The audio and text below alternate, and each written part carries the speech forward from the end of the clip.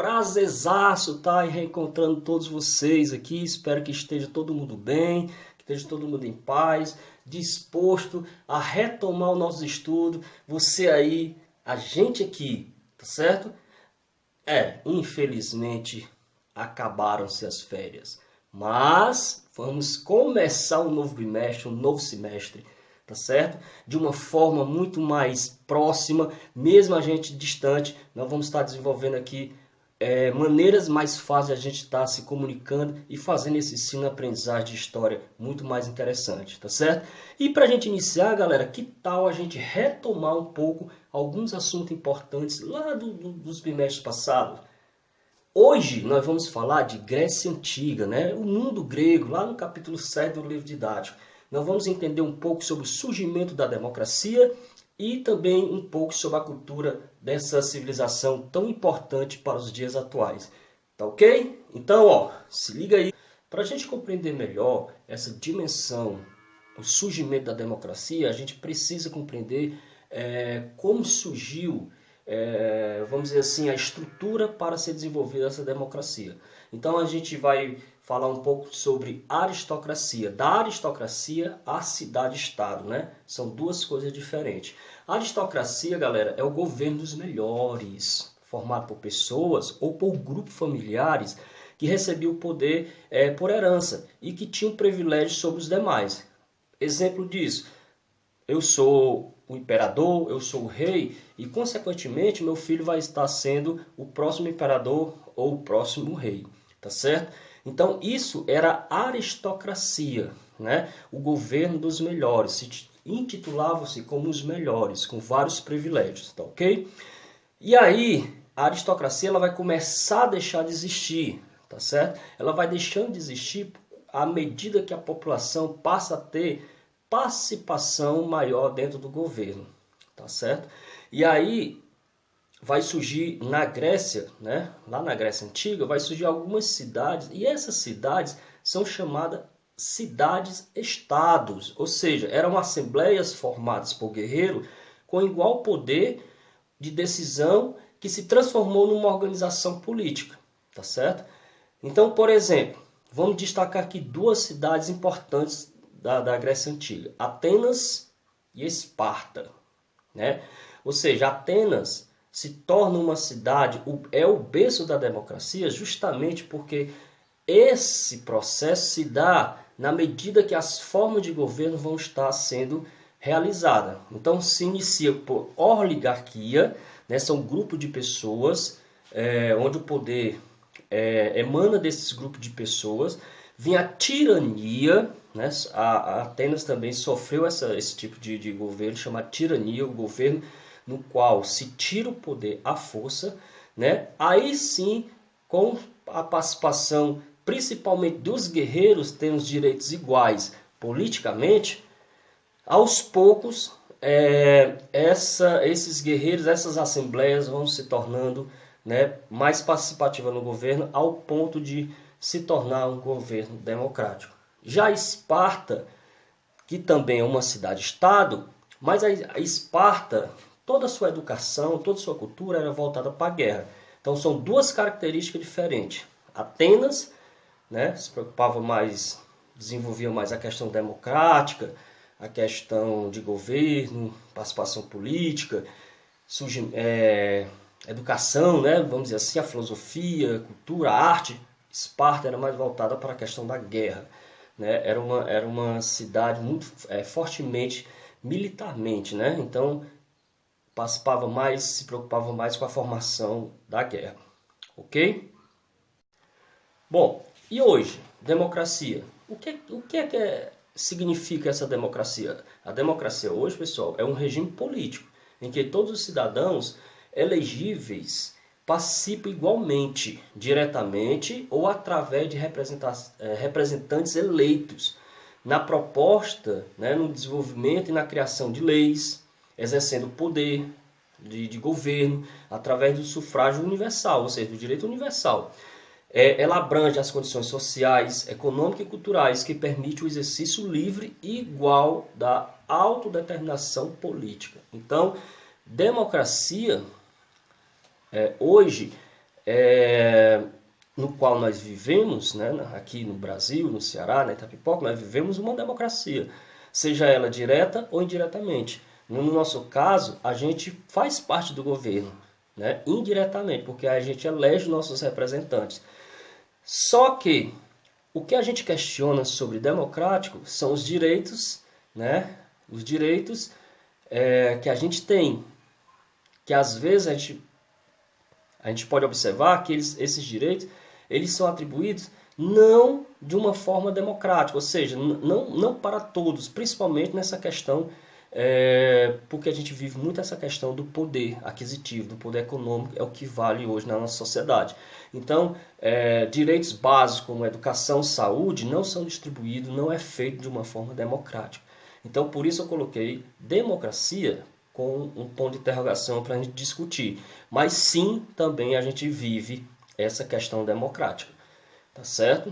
Se não é da forma que é para ser, como está no texto, né, na lei, como é definido, isso é outra questão.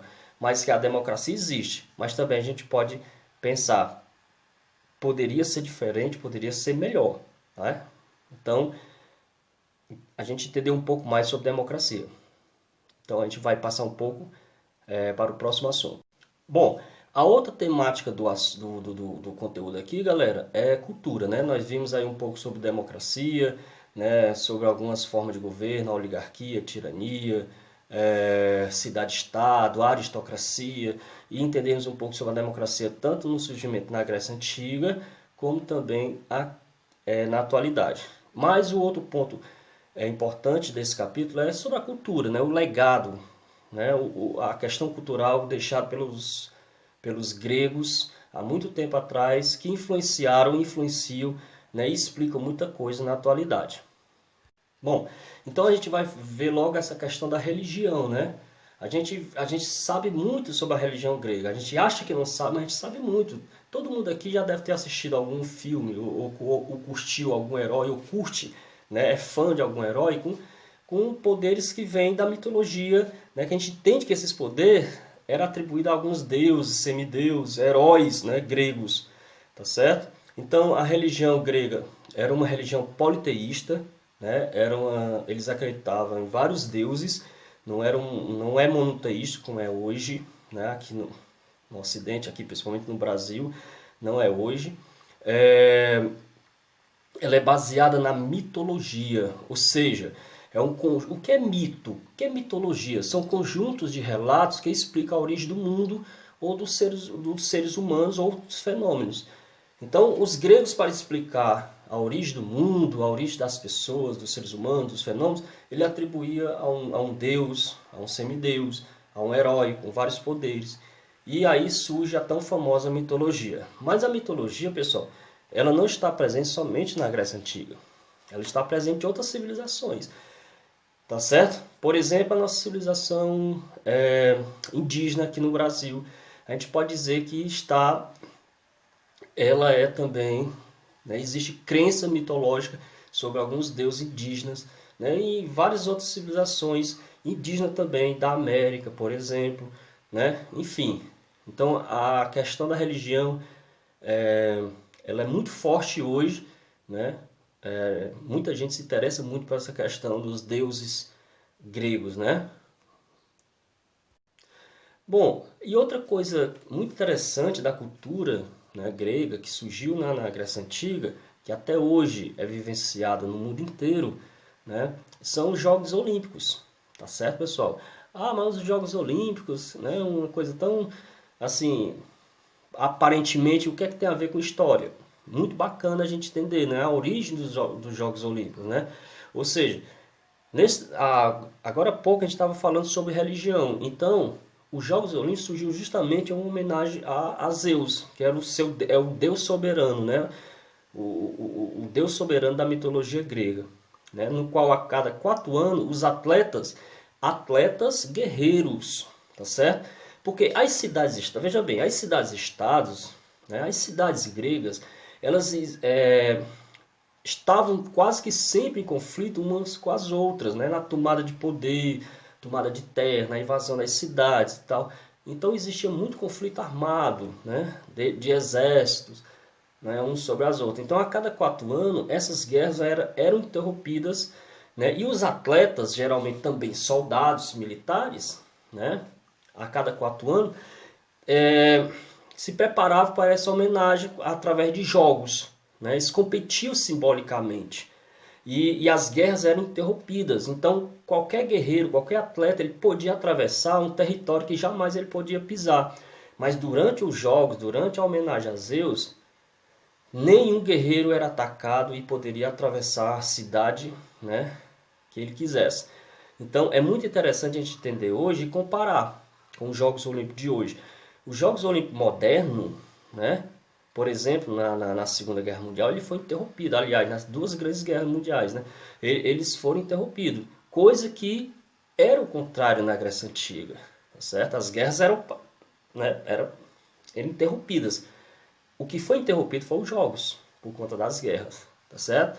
E a outra coisa, os Jogos Olímpicos gregos eram no mundo grego. Então, para você ver a questão que a Grécia era vista naquele período como um mundo, né, um mundo grego. E os Jogos Olímpicos hoje ele se expandiu para o mundo inteiro. São todos os continentes, todos os países têm representantes nesses Jogos Olímpicos. Então, ou seja, mais uma questão vinda aí da Grécia, né, com relação à religião, né, para a gente compreender melhor sobre essa questão da influência grega na nossa cultura. Então, a outra questão muito forte é a questão das artes, né? A arte da Grécia Antiga, né, que surgiu lá na Grécia Antiga e que se espalhou pelo mundo e que hoje faz parte do cotidiano, né, do nosso cotidiano. Então, por exemplo, uma das artes mais, vamos dizer assim, que tem origem quase que nascida ali no berço da Grécia é o teatro, né?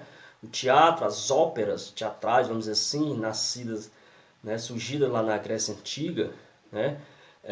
Hoje é uma arte universal, né? É uma arte que bebeu da fonte lá da Grécia Antiga. Assim como as artes plásticas, algumas artes plásticas, né? As artes plásticas da Grécia, a arquitetura, que é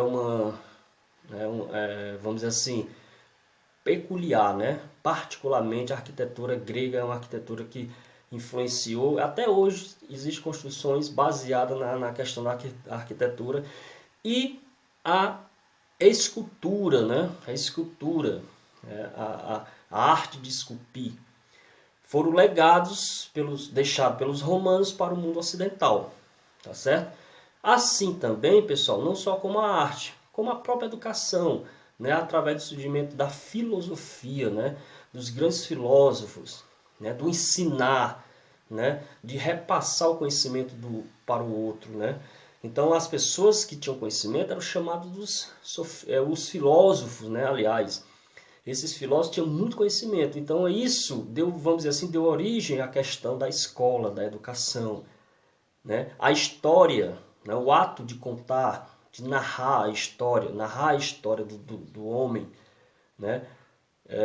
Também uma questão, a gente pode entender que é um legado deixado pelos gregos, assim também como a medicina, o surgimento da medicina é outro legado muito interessante deixado pelos gregos para nós ocidentais. Bom, galera, então, assim, para você saber mais, né? Para você saber mais, você tem aí uma ferramenta muito importante que é o livro didático. Então você vai lá no capítulo 7, faça uma leitura, compreenda tudo isso melhor, né? Com mais informações, tá certo? Então, para você saber mais, eu vou deixar essa dica aí, ó. Descubra quem foi essas pessoas aí.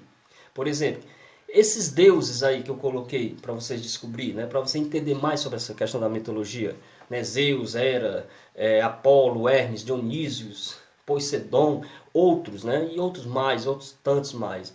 Quem foram esses, vamos dizer assim, esses artistas, né? Pessoas da arte, né? Do teatro, sobretudo, né? Ésquilo, Sófocles, Eurípides, Aristófanes. Então você pode pesquisar no seu livro didático e fora do seu livro didático também. Assim você vai saber mais sobre essa questão da Grécia Antiga, sobre essa questão do mundo grego. Assim como também esses filósofos, Tales de Mileto, Heráclito, né, Sócrates, Platão, Aristóteles, esses outros aí, todos esses nomes aí que você está vendo, né? Essas pessoas como Heródoto, quem foi esse cara? Quem foi Hipócrates? Quem foi Aristarcos? Euclides, Arquimedes? Então, é uma forma de, através dessas pessoas, você saber um pouco sobre o mundo grego.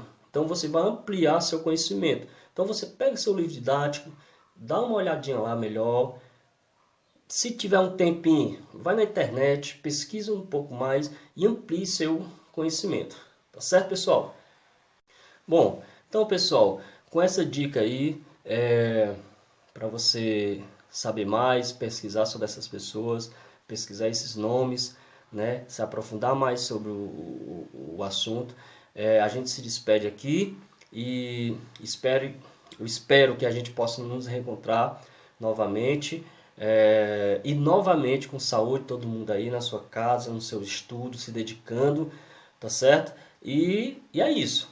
Você aí, né, nós aqui, criando possibilidade de a gente estar aprendendo muito mais. Tá certo, pessoal? Um forte abraço, né? Um abraço, mesmo de longe, mas um abraço fraterno. E até a próxima, se Deus quiser. Até mais.